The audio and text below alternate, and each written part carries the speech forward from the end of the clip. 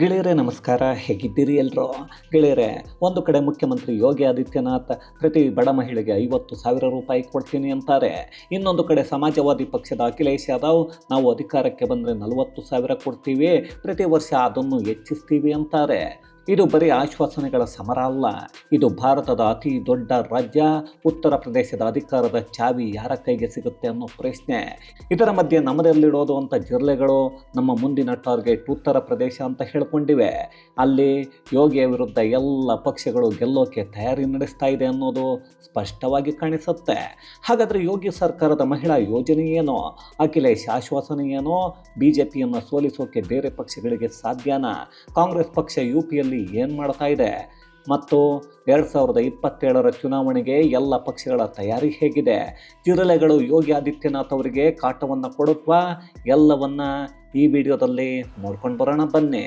ಗೆಳೆಯರೇ, ಉತ್ತರ ಪ್ರದೇಶ ಜನಸಂಖ್ಯೆಯಲ್ಲಿ ಭಾರತದ ಅತಿ ದೊಡ್ಡ ರಾಜ್ಯ. ಇಲ್ಲಿ 403 ವಿಧಾನಸಭಾ ಸ್ಥಾನಗಳಿವೆ. ಲೋಕಸಭೆಗೆ 80 ಸೀಟುಗಳಿವೆ. ದೆಹಲಿ ಗದ್ದುಗೆ ಹತ್ತೋ ದಾರಿ ಯುಪಿ ಮೂಲಕವೇ ಹಾದು ಹೋಗುತ್ತೆ, ಅದು ಸುಳ್ಳಲ್ಲ. ಹಾಗಾಗಿ 2027 ವಿಧಾನಸಭಾ ಚುನಾವಣೆ ಬರೀ ರಾಜ್ಯದ ವಿಷಯ ಅಲ್ಲ, ಇಡೀ ದೇಶದ ರಾಜಕೀಯದ ಮೇಲೆ ಪರಿಣಾಮವನ್ನು ಬೀರುತ್ತೆ. ಅದಕ್ಕೆ ಎಲ್ಲ ಪಕ್ಷಗಳು ಈಗಿಂದಲೇ ಬಿರುಸಿನ ತಯಾರಿ ಮಾಡಿಕೊಂಡಿವೆ. ಅದರಲ್ಲೂ ಈ ಬಾರಿ ಕಾಕ್ರೋಚ್ಗಳು ಮುಂದಿನ ಚುನಾವಣೆ ಇರೋ ಉತ್ತರ ಪ್ರದೇಶ ನಮ್ಮ ಟಾರ್ಗೆಟ್ ಅಂತ ಹೇಳ್ಕೊಂಡಿವೆ. ಅಲ್ಲಿ ಯಾರ ಗಲೀಜನ್ನು ತಿನ್ನೋಕೆ ಹೋಗ್ತಾ ಇವೆ, ಯಾರ ಪರವಾಗಿ ಪ್ರಚಾರ ಮಾಡುತ್ತವೆ ಅನ್ನೋದು ಮಾತ್ರ ಗೊತ್ತಿಲ್ಲ. ಜಿಲ್ಲೆಗಳ ಉದ್ದೇಶ ಸ್ಪಷ್ಟ, ಅಲ್ಲಿರೋದೆಲ್ಲ ಎಡಪಂಥೀಯ ಎಡವಟ್ಟುಗಳು. ಒಟ್ಟು ಅವರ ಸಂಘಟನೆಯಲ್ಲಿ 8 ಜನ ಆಮ್ ಆದ್ಮಿಯಲ್ಲಿದ್ದವರೇ ಅನ್ನೋದೇ ವಿಶೇಷವಾಗಿರೋದು. ಉತ್ತರ ಪ್ರದೇಶದಲ್ಲಿ ಆಮ್ ಆದ್ಮಿ ಪಾರ್ಟಿ ಇಲ್ಲ. ಹೀಗಿದ್ದಾಗ ಯಾರಿಗೆ ಬೆಂಬಲ ಕೊಟ್ಟು ಯಾವ ಪಕ್ಷದ ಜೊತೆಗೆ ನಿಲ್ಲೋ ಪ್ರಯತ್ನ ಮಾಡಿ ಅದೆಷ್ಟು ಪಿಜ್ಜಾ ಬರ್ಗರ್ಗೆ ಹಣ ತಗೋತಾರೋ ಗೊತ್ತಿಲ್ಲ. 3ನೇ ಬಾರಿಗೂ ಸರ್ಕಾರ ರಚಿಸಬೇಕು ಅನ್ನೋ ಗುರಿಯನ್ನು ಯೋಗಿ ಆದಿತ್ಯನಾಥ್ ಇಟ್ಕೊಂಡಿದ್ದಾರೆ. ಯೋಗಿ ಸರ್ಕಾರ ಮಹಿಳಾ ಮತದಾರರನ್ನು ಸೆಳೆಯೋಕೆ ಒಂದು ದೊಡ್ಡ ಯೋಜನೆಯನ್ನು ರೂಪಿಸ್ತಾ ಇದೆ. ಈ ಯೋಜನೆಯ ಪ್ರಕಾರ ರಾಜ್ಯದ 50 ಲಕ್ಷಕ್ಕೂ ಹೆಚ್ಚು ಬಡ ಮಹಿಳೆಯರಿಗೆ ತಲಾ 50,000 ರೂಪಾಯಿ ಆರ್ಥಿಕ ನೆರವನ್ನು ಕೊಡೋ ಪ್ಲ್ಯಾನ್ ಮಾಡಿಕೊಂಡಿದೆ. ಆದರೆ ಇಡೀ ಮೊತ್ತ ಒಂದೇ ಸಲ ಕೊಡಲ್ಲ. ಚುನಾವಣೆಗೂ ಮೊದಲು 20,000 ರೂಪಾಯಿನ ಮೊದಲ ಕಂತು ಮಹಿಳೆಯರ ಖಾತೆಗೆ ಜಮೆ ಆಗತ್ತೆ. ಚುನಾವಣೆಯ ನಂತರ ಬಿಜೆಪಿ ಮತ್ತೆ ಸರ್ಕಾರ ರಚಿಸಿದರೆ ತಲಾ 10,000 ರೂಪಾಯಿ ಇನ್ನು 3 ಕಂತುಗಳಲ್ಲಿ ಕೊಡ್ತಾರೆ. ಅಂದರೆ ಪೂರ್ತಿ 50,000 ಪಡಿಬೇಕು ಅಂದರೆ ಮತ್ತೆ ಬಿಜೆಪಿಯನ್ನು ಗೆಲ್ಲಿಸಬೇಕು. ಇದೇ ಈ ಯೋಜನೆಯ ಜಾಣ ರಾಜಕೀಯ ತಂತ್ರ.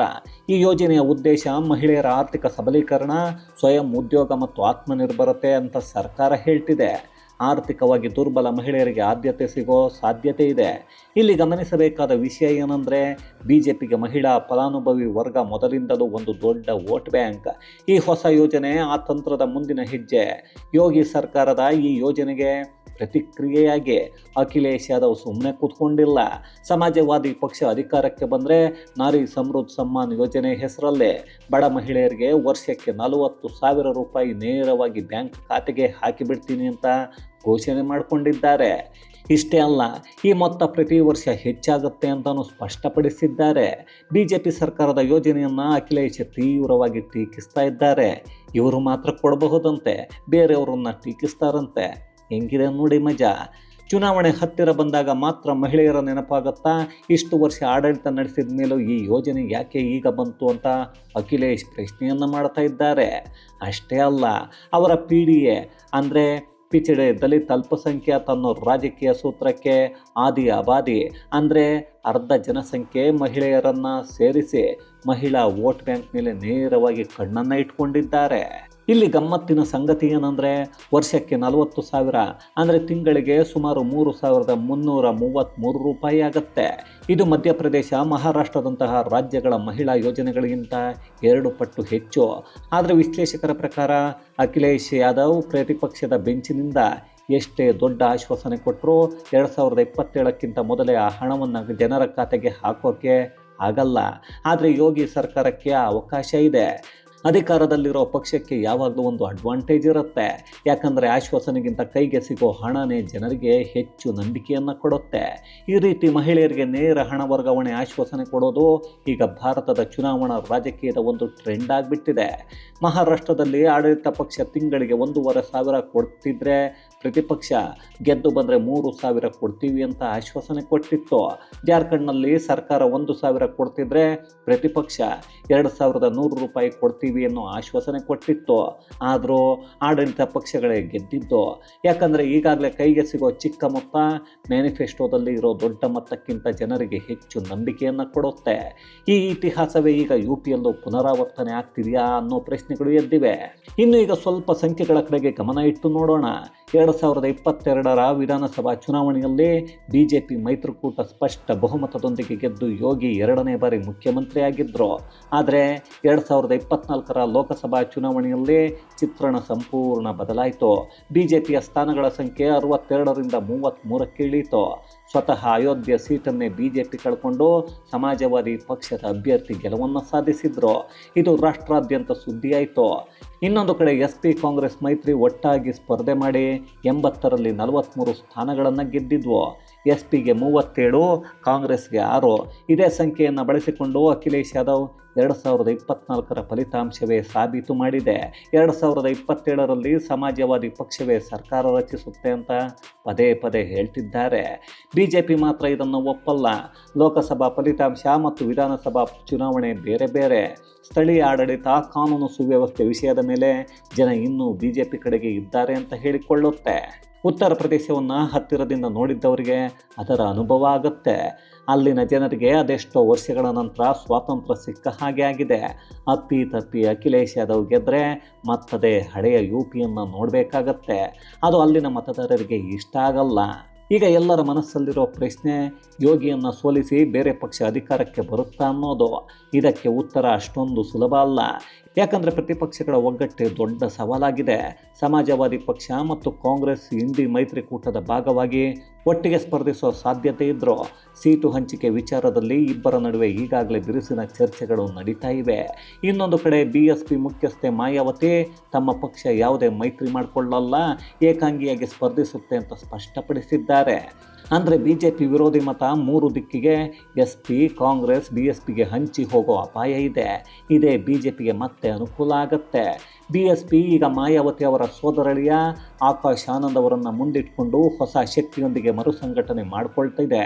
ಬೂತ್ ಮಟ್ಟದ ಸಂಘಟನೆ, ಪ್ರತಿ ಕ್ಷೇತ್ರದಲ್ಲಿ ದೈನಂದಿನ ಸಭೆಗಳು, ಪಶ್ಚಿಮ ಬಂಗಾಳ ಮಾದರಿಯ BJP ತಂತ್ರವನ್ನೇ BSP ಈಗ ಅನುಸರಿಸ್ತಾ ಇದೆ. ಆದರೆ 2007ರ ನಂತರ BSP ಒಂಟಿಯಾಗಿ ಗೆದ್ದಿಲ್ಲ. ಈ ಬಾರಿ ಆಕಾಶ್ ಆನಂದ್ ಪಕ್ಷವನ್ನು ಮತ್ತೆ ಚಿಗುರಿಸ್ತಾರ ಅನ್ನೋದೇ ಮಾಯಾವತಿಗೆ ಅತಿ ದೊಡ್ಡ ರಾಜಕೀಯ ಪರೀಕ್ಷೆ. ಕಾಂಗ್ರೆಸ್ ಪಕ್ಷ ಒಂದು ಕಾಲದಲ್ಲಿ UPಯಲ್ಲಿ ಪ್ರಬಲವಾಗಿತ್ತು. ಆದರೆ ದಶಕಗಳಿಂದ ದುರ್ಬಲರಲ್ಲಿ ದುರ್ಬಲ ಆಗಿದೆ. 2024ರ ಲೋಕಸಭಾ ಚುನಾವಣೆಯಲ್ಲಿ 6 ಸ್ಥಾನಗಳನ್ನು ಗೆದ್ದ ಮೇಲೆ ಈಗ ಕಾಂಗ್ರೆಸ್ಗೆ ಹೊಸ ಆತ್ಮವಿಶ್ವಾಸ ಬಂದಿದೆ. ಹಿಂದಿನಂತೆ SPಯ ಚಿಕ್ಕ ತಮ್ಮ ಆಗಿ ಕಾಂಗ್ರೆಸ್ ಇರೋದಕ್ಕೆ ಈಗ ಸಿದ್ಧ ಇಲ್ಲ. ಪಕ್ಷದ ಹೊಸ UP ಉಸ್ತುವಾರಿ ರಾಜೇಂದ್ರ ಪಾಲ್ ಗೌತಮ್ SP ಜೊತೆ ಮೈತ್ರಿ ಮಾಡಿಕೊಳ್ಳೋದಾದರೆ ಅದು ಸಮಾನ ಆಧಾರದ ಮೇಲೆ ಆಗಬೇಕು ಅಂತಿದ್ದಾರೆ. ಕಾಂಗ್ರೆಸ್ ಈಗ ಎಲ್ಲ 403 ಸ್ಥಾನಗಳಿಗೂ ಸಿದ್ಧತೆ ನಡೆಸ್ತಾ ಇದೆ. ಜೊತೆಗೆ ಮೈತ್ರಿ ಚೌಕಾಸಿಗಾಗಿ ಸುಮಾರು 150 ಸ್ಥಾನಗಳ ಒಂದು ಪಟ್ಟಿಯನ್ನು ರೆಡಿ ಮಾಡಿಕೊಂಡಿದೆ. ಆದರೆ SP ನಾಯಕರ ವಾದ ಬೇರೆಯದ್ದೇ ಇದೆ. 2024ರ ಗೆಲುವಿಗೆ ಕಾಂಗ್ರೆಸ್ಗಿಂತ ಹೆಚ್ಚಾಗಿ SPಯ ಸಂಘಟನಾ ಶಕ್ತಿಯೇ ಕಾರಣ. ಹಾಗಾಗಿ ಹೆಚ್ಚು ಸ್ಥಾನ ಕೊಡೋಕೆ SP ಹಿಂಜರಿತಾ ಇದೆ. ಈ 2 ಪಕ್ಷಗಳ ನಡುವಿನ ಸೀಟು ಹಂಚಿಕೆ ಕದನವೇ 2027ರ ಚುನಾವಣೆಗೂ ಮೊದಲಿನ ಅತಿ ದೊಡ್ಡ ರಾಜಕೀಯ ಕಗ್ಗಂಟಾಗಿದೆ. ಲೋಕಸಭಾ ಚುನಾವಣೆಯಲ್ಲಿ 6 ಸೀಟುಗಳನ್ನು ಗೆದ್ದ ಮೇಲೆ ರಾಹುಲ್ ಗಾಂಧಿ ಸುಮ್ಮನೆ ಇರ್ತಾರಾ? ಇಡೀ ಉತ್ತರ ಪ್ರದೇಶವೇ ನನ್ನದು ಅಂತ ಹೇಳ್ತಾರೆ. ಅಲ್ಲಿ ಎಷ್ಟು ಹಂಚಿಕೆ ಮಾಡಿಕೊಂಡ್ರೂ ರಾಹುಲ್ ಗಾಂಧಿ ಅಂತೂ ಪೂರ್ಣ ಪ್ರಮಾಣದ ಪ್ರಚಾರ ಮಾಡಲ್ಲ. ಅವರಿಗೆ ಗೆಲ್ಲಬೇಕು ಅನ್ನೋದು ಏನೂ ಇಲ್ಲ. ಯಾಕಂದರೆ ಮಿತ್ರ ಪಕ್ಷಗಳಿಗೆ ಅಧಿಕಾರ ಬೇಕು ಅಂದರೆ ಅವರು ಗೆಲ್ತಾರೆ ಅನ್ನೋದೇ ರಾಹುಲ್ ಗಾಂಧಿಗೆ ಸಂಕಷ್ಟ. ಈಗ ಹೊಸ ಚರ್ಚೆ ಅಂದರೆ ಕಾಂಗ್ರೆಸ್ ಜೊತೆಗೆ ಮೈತ್ರಿ ಮಾಡಿಕೊಳ್ಳೋ ಪಕ್ಷಗಳೆಲ್ಲ ಕಾಣಿಯಾಗ್ತಾ ಇವೆ. ಹೀಗಿದ್ದಾಗ ಅದ್ಯಾವ ಪಕ್ಷ ಕಾಂಗ್ರೆಸ್ ಜೊತೆ ಉತ್ತರ ಪ್ರದೇಶದಲ್ಲಿ ಮೈತ್ರಿಯನ್ನು ಮಾಡಿಕೊಳ್ಳುತ್ತೆ ಅನ್ನೋದನ್ನು ನೋಡಬೇಕಾಗತ್ತೆ. ಇಲ್ಲ ಅಂದರೆ ಕಾಂಗ್ರೆಸ್ ಒಂಟಿಯಾಗಿ ಸ್ಪರ್ಧೆ ಮಾಡಿ ಜಂಟಿಯಾಗಿ ಅಖಿಲೇಶನನ್ನು ಕೆಲ ಕ್ಷೇತ್ರಗಳಲ್ಲಿ ಸೋಲಿಸಬಹುದು. ಇದೆಲ್ಲದರ ಮಧ್ಯೆ ಜಿರಳೆಗಳು ಉತ್ತರ ಪ್ರದೇಶಕ್ಕೆ ಹೋಗ್ತೀವಿ ಅಂತಿವೆ. ಅಪ್ಪಿ ತಪ್ಪಿ ಹೋದರೆ ಅಲ್ಲಿ ಏನಾಗುತ್ತೆ ಅನ್ನೋದು ಯಾವನಿಗೂ ಗೊತ್ತಿಲ್ಲ. ಹಾಗಂತ ಜಿರಳೆಗಳು ಹೋದ ತಕ್ಷಣ ಉತ್ತರ ಪ್ರದೇಶದ ಚಿತ್ರಣ ಬದಲಾಗುತ್ತಾ ಅಂದರೆ ಖಂಡಿತ ಇಲ್ಲ. ಎಲ್ಲವನ್ನು ಒಟ್ಟಾಗಿ ನೋಡಿದರೆ BJP ಮಹಿಳಾ ಯೋಜನೆ, ಫಲಾನುಭವಿ ರಾಜಕೀಯ ಮತ್ತು ಕಾನೂನು ಸುವ್ಯವಸ್ಥೆ ಈ 3 ಅಸ್ತ್ರಗಳ ಮೇಲೆ 3ನೇ ಬಾರಿಯ ಗೆಲುವಿಗೆ ತಯಾರಿ ನಡೆಸ್ತಿದೆ. ಸಮಾಜವಾದಿ ಪಕ್ಷ PDA ಸೂತ್ರ, ಮಹಿಳಾ ಆಶ್ವಾಸನೆ ಮತ್ತು 2024ರ ಲೋಕಸಭಾ ಚುನಾವಣಾ ಫಲಿತಾಂಶದ ಆತ್ಮವಿಶ್ವಾಸದ ಮೇಲೆ ನಿಂತಿದೆ. ಕಾಂಗ್ರೆಸ್ ಸಂಘಟನಾ ವಿಸ್ತರಣೆ ಮತ್ತು ಸಮಾನ ಮೈತ್ರಿಗಾಗಿ ಪಟ್ಟನ್ನು ಹಿಡ್ಕೊಂಡಿದೆ. BSP ಬೂತ್ ಮಟ್ಟದ ಮರುಸಂಘಟನೆ ಮತ್ತು ಆಕಾಶ್ ಆನಂದ್ ಅವರ ಹೊಸ ನಾಯಕತ್ವದ ಮೇಲೆ ಬಾಜಿ ಕಟ್ಟಿದೆ.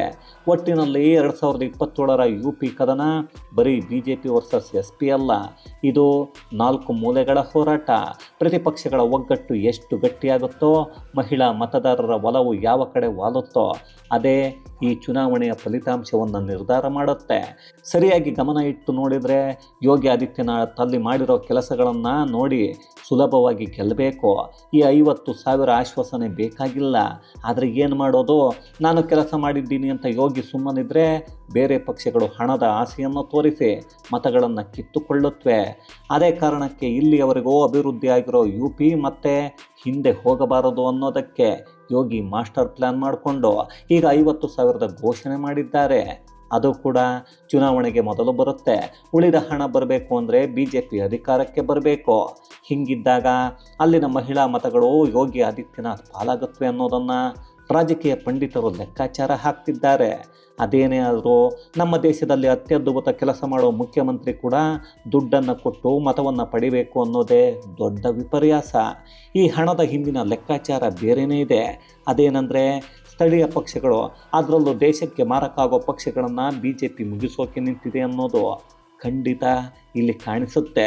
ಅವುಗಳನ್ನು ಮುಗಿಸೋದು ಸರಿ, ಅದಾದ ನಂತರ ವಿರೋಧ ಪಕ್ಷಗಳು ಇಲ್ಲ ಅಂದರೆ ಪ್ರಜಾಪ್ರಭುತ್ವದಲ್ಲಿ ಆಗಲು ಕಷ್ಟ ಆಗುತ್ತೆ.